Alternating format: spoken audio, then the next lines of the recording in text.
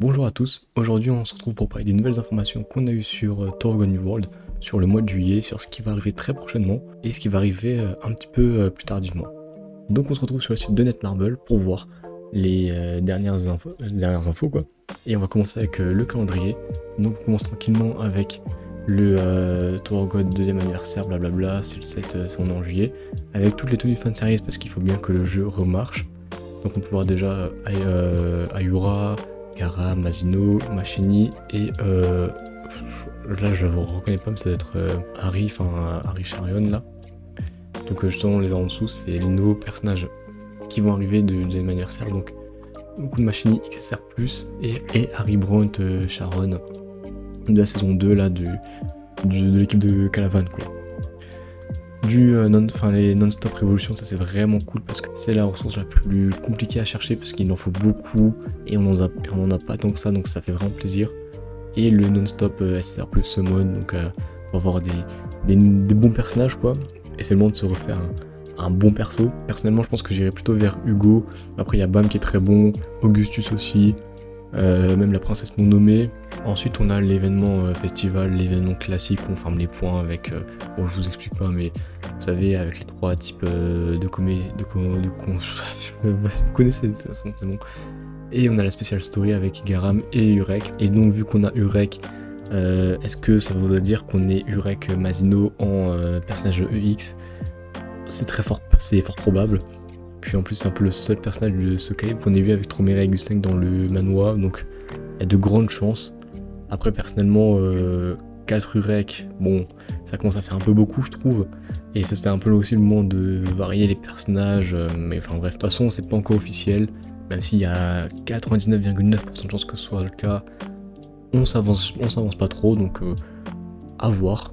Et puis qui sait, ce serait peut-être enfin le moment d'avoir un Urek jouable, ou alors peut-être qu'on se trompe complètement et c'est juste un skin pour Urek de base de Urek bleu. Ensuite on a le labyrinthe Memories, enfin le labyrinthe des mémoires du deuxième anniversaire, comme le premier anniversaire, comme les 1.5 ans avec Gustave, enfin avec Tromera, bref. C'est classique, hein, c'est le même événement que d'habitude. Et enfin les spécial boss de second anniversaire, donc déjà au milieu on reconnaît Jade, et il est vraiment juste à gauche, donc c'est vraiment lui. Ensuite, à sa gauche, on a Gustang qui tient le net. Sûrement, vous allez sûrement remarqué, mais c'est quand on lance le jeu, quand il est face à face avec Tromere. Attendez, je vous remontre. Bah, voilà, c'est littéralement ce que je cherchais. Déjà, c'est bien. On reconnaît bien notre très cher Gustang. Hein. C'est vraiment lui. Merde. Et Et alors là, lui, vraiment, alors moi, du coup, je pense un peu à lui. Enfin, parce que j'ai l'impression que son artwork ressemble, et puis c'est un peu le même gabarit, mais honnêtement, il y a clairement aucun monde où c'est lui, étant donné qu'on voit deux irréguliers là. Ah bah peut-être c'est vrai que je suis con, ouais, sûrement lui, mais pourquoi il a qu'un seul œil? Moi j'en sais rien.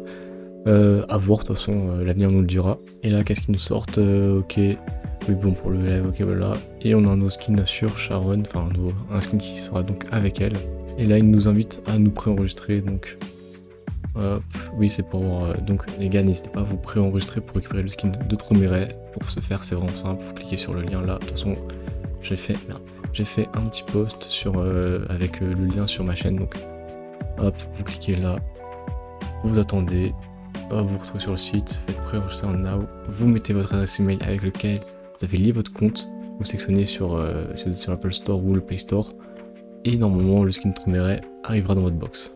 Ensuite, donc là, on va avoir un peu la maintenance, donc normalement on a plus de détails, donc par exemple déjà on a le trailer de Sharon, mais on a même on l'aura en entier là, donc on regardera là. New Ultimate XR+, voilà, régulière Kun Machini, celle qu'on a vue juste avant. Nouveau contenu, donc un nouveau chapitre en aventure de base 211 à 215, voilà pour tous les cash players. Donc les différentes célébrations qu'on a vues avec le non-stop, les objets de révolution, enfin les méthodes de révolution, les teammates acquisition, enfin bref. Ajin Sung recrutement, enfin l'événement du FUG là de Ajin Sung, ok. Des trucs en rapport avec l'anniversaire, le Key Vacation, ok. Les nouveaux Memorial Pocket avec donc les cartes à collectionner là pour avoir des invocations gratuites. Ultimate, ok. T'as plus Data Tower, ok. Les missions de Charion. Du coup, Family Head vs Boss ou Lexon, part 1 Battle Boss, ok. Bah du coup, je pense que ça confirme un petit peu qu'on va avoir Urek en personnage EX, parce que pour rappel, qu'on avait eu Gustave qui arrivait On a eu Tromere vs Gusteng, donc là on a un familial contre Boss Oleksang, donc ça va forcément être Urek contre Tromere ou Gusteng, peut-être les deux, à voir. Donc je pense que c'est tellement officiel que ce soit Urek, malheureusement. La Tower Race, Tour des Alliances, ok. Donc les éléments qui reviennent, bon là on s'en fout un petit peu. Summon Event du coup, pour les Special Summon de Sharon et pour Kumashini, les nouveaux costumes, des retours de costumes, des bundles pour les cash players, une mise à jour du kit de Kumashini de base, et puis voilà, quelques défis, ils ont réglé des bugs, ils ont changé des trucs, bref, des trucs classiques. 1000 suspendium comme d'hab, on ne respecte vraiment pas. Et enfin, on a le nouveau personnage, donc Harry Brown Charion, qui sont appelés Sharon, enfin Charion, Sharon, ça dépend, je crois en français c'est Charion, bref. Là on a tout son kit, honnêtement, on peut un peu le lire, mais je vous avoue que moi j'aime pas trop me référer au kit comme ça, parce que on n'a pas la révolution, on n'a pas l'équipement exclusif, et même on n'a même pas les valeurs détaillées, c'est N%, donc à voir. Et puis moi ce que je vois c'est qu'on a encore un DPS, ce qui risque d'être un DPS d'éléments jaunes. Déjà juste un personnage d'éléments jaunes, on a eu Hugo, Augustus, on a eu les persos de la collab, encore un nouveau. Ouais, déjà on va voir, c'est un guerrier, c'est une guerrière. Par contre, elle est vraiment stylée. Vous savez quoi, on va un peu lire. Ok, donc déjà son premier passif, en gros elle va mettre un bouclier pour protéger un allié qui a l'attaque la plus élevée. Donc elle va prendre des dégâts à sa place. Elle va aussi rendre des PV et même se rendre invincible, elle et l'allié en question. Donc pour l'instant c'est un passif très défensif, mais qui a l'air vachement intéressant. Donc là avec sa deuxième compétence, elle va se rendre invincible, immunisée à tout effet de statut. Elle va augmenter l'autocritique, l'autocritique et l'attaque de l'allié avec elle et Link, à eux deux. Et en plus elle va faire des bons dégâts, en vrai on n'en sait pas, c'est N%. Mais bon, vu comment c'est formulé, il a l'air d'avoir plusieurs coups et tout, donc ça peut être vraiment puissant, surtout à niveau 5. Mais bon, encore une fois, ce que j'aime pas, c'est que vraiment, on n'a pas les valeurs. Donc ça se trouve, ça peut être 100%, comme ça peut être 400, 800, 1000%, voilà, on sait jamais quoi. Et là, je m'en encore lu, mais je vois déjà que ça risque de buff la vélocité, donc ça m'a l'air pas mal. Ok, donc en gros, elle augmente son attaque, sa défense et sa vélocité by N%, donc on n'en sait rien. Et elle implique une marque de cristal, en gros, si je comprends bien. Avec à l'ennemi, un ennemi, et en gros l'ennemi qui est marqué, il voit sa résistance au coup critique baisser, et en parallèle si l'allié qui est dans le shield de Harry attaque cet allié, justement, il va faire plus de dégâts à cet allié en gros, si j'ai bien compris. Et enfin on a son outil qui est vraiment pas mal, c'est déjà elle devient invincible, et elle invoque ces espèces de marine férussor, ces épées féeriques marines, on sait rien, dans les airs, bref. Elle va attaquer l'ennemi pour afficher N% de son attaque, donc encore une fois on sait pas, et N-time, donc on sent déjà qu'il y a une récurrence, donc ça va être, je sais pas, peut-être 300%, 5 fois, c'est vraiment pas mal, hein. Là c'est vraiment, il y a moyen de faire des gros dégâts avec cet ulti.